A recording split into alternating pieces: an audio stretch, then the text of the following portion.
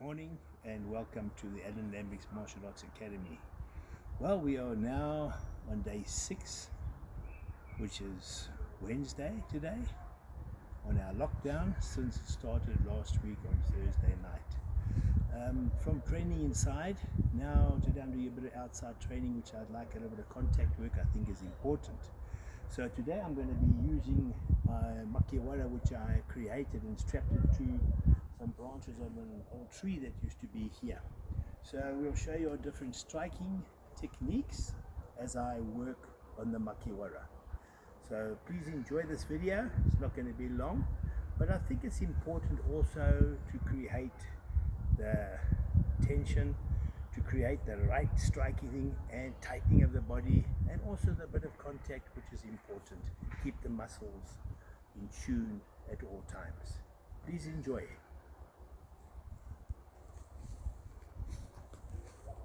As you see over here, we have our Makiwara, which is made, I've got a solid block of wood here, which has a little bit of rubber. The back of it, nicely waterproof for the rain. This is just a plastic bag we normally seal it with. And I have some nice, we call rattan, which is like a sort of a fine rope that's been braided. Then I got a bit of rope on here, which is quite harsh on the hands. And of course you will understand what I'm saying to you. So what are we going to do? Just to warm up, normally on the Makiwara, I like to just stand in a slight kibidachi stance. Most important, keep the pelvis forward, back straight, right hand, just the distance, and just easy to strike.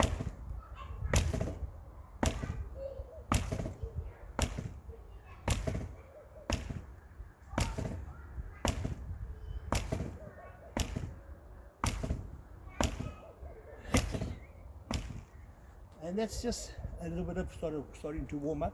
This does get quite taxing on the hands. Of course, they take a lot of hard work when it comes to conditioning the knuckles. As you can see, my hands are starting to get a little bit red. And these are my weapons, so I'm keeping them sharp and tuned. So as we start coming from this side over here, now we'll start with, very important is to line yourself up with a Makiwara. For when we punch, we can't afford our bodies to go out of lining. We need to push this forward at all times. Important is knee, I would say, in line with the second bone of the big toe, forward. Most important, as you wind back, don't collapse your knee.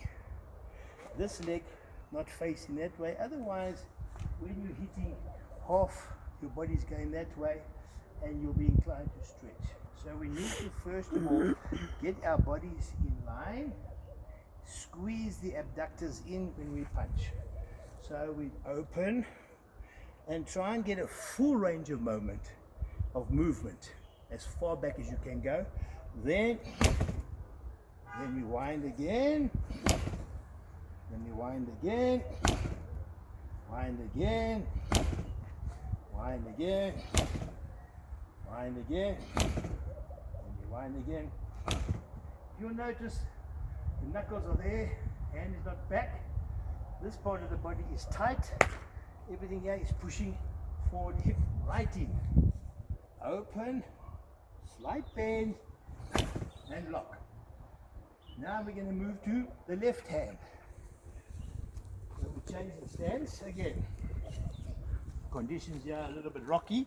Got to work around them. Remember, most important again, back knee slightly bent and lock when you execute the punch. Let the knee keep in, hip back, slightly down, and open, hip back, and open, and open, and open.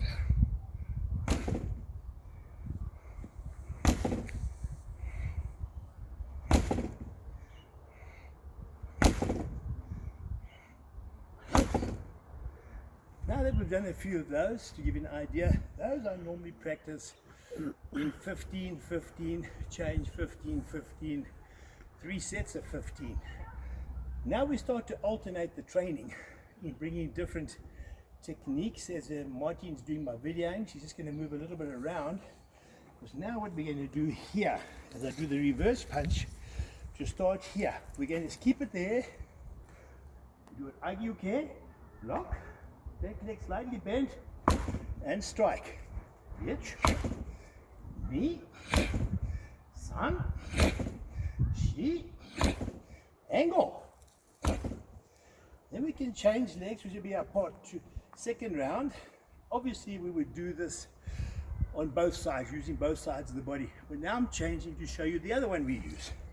From position, Soto-uke, Yakuzuki. Soto-uke, Yakuzuki. Soto-uke, Yakuzuki.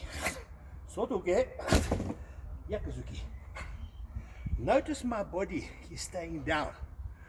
And most important, I'm driving the hip forward and closing the abductors. The legs are not swinging around.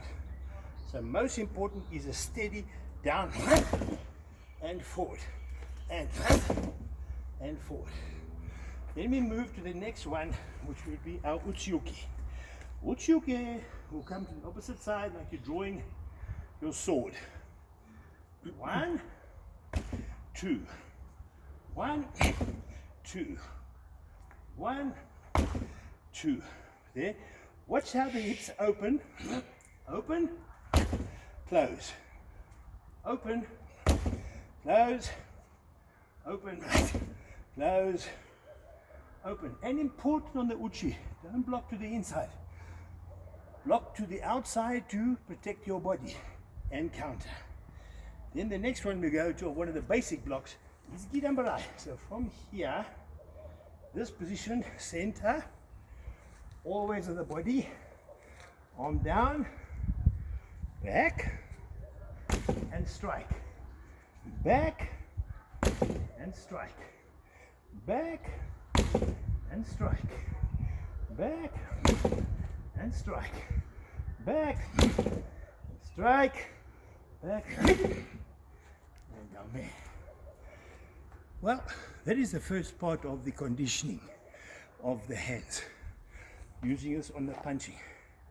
We can take this Makiwara, which we use also for our MP, staying down, slight transfer, then transferring weight to the opposite side again. Center, slight transfer, and push to my right, and elbow strike. Down, transfer.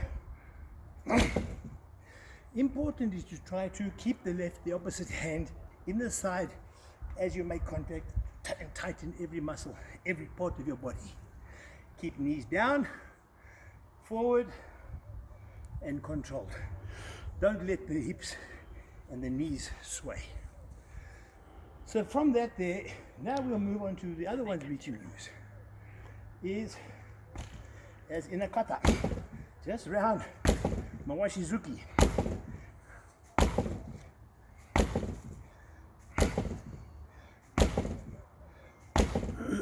Of course, you work it on both hands.